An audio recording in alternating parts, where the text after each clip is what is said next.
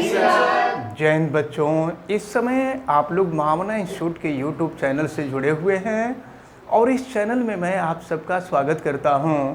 आज आप लोग class 10th CBSE physics chapter first reflection and refraction of light के एक्सरसाइज क्वेश्चन और एक्सरसाइज क्वेश्चन में क्वेश्चन नंबर 7 हम आपको बताने जा रहे हैं। और यहाँ देखें, ये जो एक्सरसाइज क्वेश्चंस हैं, ये क्वेश्चंस काफ़ी इम्पोर्टेंट हैं, इनको ध्यान से समझना है। क्वेश्चन नंबर 7 देखते हैं क्या दिया है। We wish to obtain an erect image of an object. हम किसी ऑब्जेक्ट का इरेक्ट इमेज बनाना चाहते हैं यूजिंग ए कॉनकेव मिरर। एक कॉनकेव मिरर का यूज करके हम किसी ऑब्जेक्ट का इरेक्ट इमेज बनाना चाह रहे हैं of focal length 15 centimetre. Concave mirror का फोकल लेंथ दिया हुआ है। आप फिगर देख सकते हैं, फिगर में आपको कॉनकेव मिरर दिया हुआ है। हाँ, अब जरा ध्यान पूर्वक देखें, ये जो कॉनकेव मिरर है, कॉनकेव मिरर का फोकल लेंथ दिया हुआ है, फोकल लेंथ स्मॉल एफ, और ये दिया हुआ है 15 सेंटीमीटर। एक चीज़ हम आपको बता दें कि ये पोल होता है, मिरर का पोल P होता है, तो distance from pole to focus is called focal length of the mirror. तो ध्यान पूर्वक देखें, क्वेश्चन में P से F के बीच का जो डिस्टेंस है, यही फोकल लेंथ के इक्वल होगा, और यह फोकल लेंथ आपको दिया गया है 15 सेंटीमीटर। फिर आगे देखते हैं, what should be the range of distance of the object from the mirror. आपसे ये पूछा जा रहा है कि ऐसा इमेज प्राप्त करने के लिए, कैसा इमेज प्राप्त करने के लिए, तो इरेक्ट इमेज फाइंड करने के लिए हमें मिरर के सामने ऑब्जेक्ट का जो रेंज है, ऑब्जेक्ट का रेंज क्या होगा। तो ऑब्जेक्ट के रेंज का मतलब आप समझ रहे हैं, ऑब्जेक्ट के रेंज का मतलब हम ऑब्जेक्ट को कहाँ से कहाँ के बीच रखेंगे।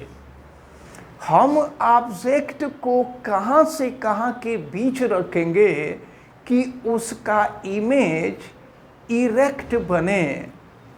और फोकल लेंथ आपको दिया ही है 15 सेंटीमीटर। अभी क्वेश्चन समझ लीजिए, इसके बाद इसका आंसर देंगे हम लोग।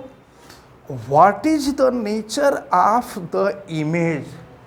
आपसे इमेज का नेचर पूछा जा रहा है। तो इमेज का जो नेचर होता है, नेचर दो होता है, इमेज या तो वर्चुअल होगा या तो रियल होगा। एक बात हम आपको बता दें कि जब ऑब्जेक्ट पोल और फोकस के बीच होता है, when object in between pole and focus of the mirror, its image is always virtual. इसका इमेज जो होता है वो हमेशा वर्चुअल होता है। अब तो कहने का मतलब हमारा ये है कि जब भी ऑब्जेक्ट मिरर के पोल और फोकस के बीच में होगा, तो मिरर के द्वारा उसका जो इमेज बनेगा वो इमेज हमेशा वर्चुअल होगा। तो एक बात तो क्लियर हो गई कि इमेज इरेक्ट होगा, वर्चुअल होगा। और फिर देखिए क्या आपसे पूछा जा रहा है, is the image larger or smaller than the object? क्या ये जो इमेज बनेगा वह ऑब्जेक्ट से लार्जर होगा कि स्मॉलर होगा? तो आप देख रहे हैं कि ये जो इमेज है वो ऑब्जेक्ट के कंपैरिजन में लार्जर है। और फिर आपसे देखिए क्या कहा जा रहा है, draw a ray diagram to show the image formation in this case. इस केस में इमेज कैसे फॉर्म होता है उसका रे डायग्राम शो कीजिए, रे डायग्राम को दिखाइए। अब क्वेश्चन को आप बढ़िया से समझ लीजिए कि क्वेश्चन क्या कहा जा रहा है। एक कॉनकेव मिरर है जिसका फोकल लेंथ 15 सेंटीमीटर है। हम किसी ऑब्जेक्ट का इमेज इरेक्ट बनाना चाह रहे हैं, तो आप ये बताइए कि ऑब्जेक्ट का रेंज क्या होगा। ऑब्जेक्ट का रेंज क्या होगा। फिर आपसे पूछा जा रहा है कि ऑब्जेक्ट का जो इमेज बनेगा उस इमेज का नेचर कैसा होगा। फिर आपसे पूछा जा रहा है कि इमेज ऑब्जेक्ट से लार्जर होगा कि स्मॉलर होगा। और फिर रे डायग्राम भी ड्रा करने के लिए कहा जा रहा है। तो सबसे पहले हम रे डायग्राम को आपको बता दें, लेकिन इसके पहले आपसे ये पूछा गया था कि ऑब्जेक्ट का रेंज क्या होगा। तो आपको मिरर का फोकल लेंथ दिया हुआ है 15 सेंटीमीटर। और याद रखे रहिएगा, जब किसी ऑब्जेक्ट को मिरर के पोल और फोकल लेंथ के बीच में कहीं भी रखते हैं तो मिरर के द्वारा उस ऑब्जेक्ट का जो इमेज बनता है वह इमेज इरेक्ट बनता है। तो आपसे सबसे पहले ये पूछा जा रहा था कि ऑब्जेक्ट का रेंज क्या होगा। तो ऑब्जेक्ट का जो रेंज होगा वो 0.0 सेंटीमीटर से 0.0 सेंटीमीटर का मतलब क्या हुआ, जिस पॉइंट से हम डिस्टेंस मेजर करना शुरू करते हैं। तो डिस्टेंस कहाँ से मेजर करते हैं, पोल से। तो पोल पर जो डिस्टेंस होगा वह 0.00 सेंटीमीटर होगा। और वहाँ से फोकल लेंथ, पोल से फोकस के बीच का जो डिस्टेंस होता है वो फोकल लेंथ होता है। तो फोकल लेंथ जो है ये 15 सेंटीमीटर दिया हुआ है। तो याद रखे रहिएगा, क्वेश्चन में आपसे पूछा जा रहा था what should be the range of the distance of the object from the mirror. Mirror के सामने ऑब्जेक्ट का रेंज क्या होगा। तो मिरर के सामने ऑब्जेक्ट का जो रेंज होगा ये 0.0 सेंटीमीटर टू 15 सेंटीमीटर होगा। यही आपसे पूछा जा रहा था। अब जरा ध्यान पूर्वक देखें, फिर आपसे ये पूछा जा रहा था कि what is the nature of the image. तो एक बात हम आपको बता दें कि जब ऑब्जेक्ट को हम पोल और फोकस के बीच में रखते हैं तो उसका इमेज जो बनता है वो इमेज हमेशा वर्चुअल बनेगा, यानी nature of the image is virtual. फिर आपसे पूछा जा रहा है कि इमेज ऑब्जेक्ट से लार्जर बनेगा कि स्मॉलर बनेगा। तो इमेज जो है ऑब्जेक्ट से हमेशा लार्जर बनता है। याद रखे रहिएगा कब, जब ऑब्जेक्ट को पोल और फोकस के बीच में रखा गया होता है ना, तो उसका इमेज हमेशा लार्जर बनता है। तो इमेज लार्जर होगा। और फिर आपसे रे डायग्राम पूछा जा रहा था, तो रे डायग्राम हमने ड्रा कर लिया है। अब हम लोग क्वेश्चन नंबर 8 को देखेंगे। क्वेश्चन नंबर 8 में दिया हुआ है name the type of mirror used in the following situations.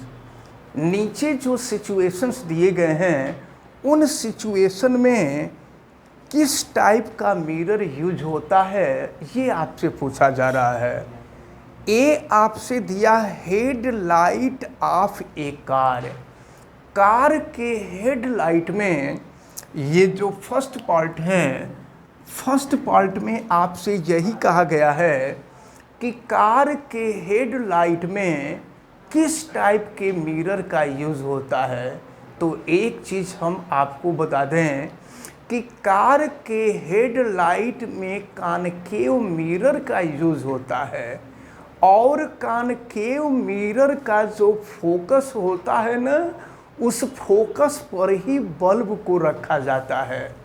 इससे बेनिफिट ये होता है कि जब बल्ब को ऑन करते हैं, यानी जब बल्ब जलता है तो उससे लाइट रे जो निकलती हैं उनका जब कॉनकेव मिरर के द्वारा रिफ्लेक्शन होता है तो रिफ्लेक्शन के बाद वो पैरेलल हो जाते हैं, यानी parallel ray of beam create कर देती हैं, जिससे वह लाइट बीम के फॉर्म में रोड पे पड़ता है और रोड पर बिल्कुल क्लियर दिखाई देता है।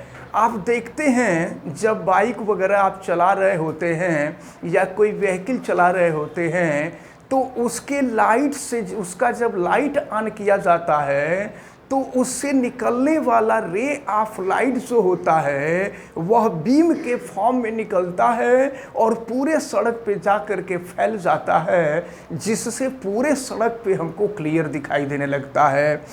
तो first headlight of A car, यानी कार के हेडलाइट में कॉनकेव मिरर का यूज करते हैं और बल्ब उसके फोकस पे रखते हैं।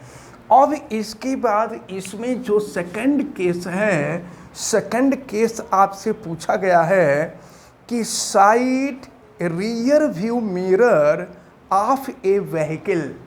किसी व्हीकल का जो रियर व्यू मिरर होता है, तो इस क्वेश्चन के बारे में हम आपको कई बार बता चुके हैं कि कॉन्वेक्स मिरर की दो स्पेशलिटी होती है।